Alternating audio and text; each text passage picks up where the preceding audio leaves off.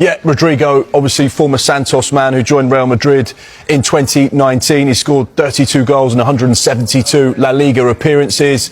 He's won 3 La Liga titles. He's won 2 Champions Leagues.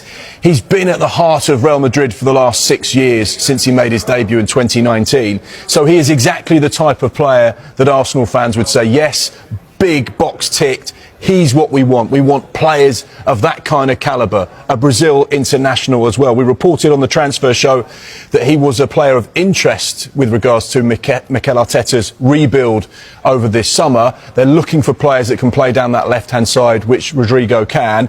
This morning we've had a little bit more detail to say that he's actually not just a player of interest, but one of Arsenal's top targets for that left-sided position. As things stand, there's been no formal club-to-club communication. This is very much just still interest at this stage.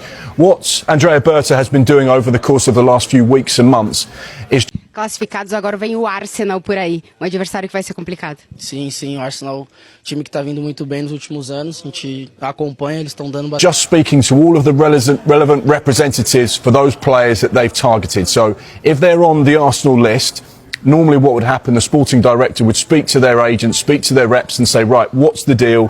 How much would it cost to get him out of the club? Would he be interested in joining us and being a part of this project? How much would he want wages-wise? They formulate those lists and then they'll go back to the management team, obviously of Mikel Arteta, who has a heavy hand in recruitment, and say, right, this is what it's going to cost us. This is the metrics with regards to finance. Who do you want and in what order?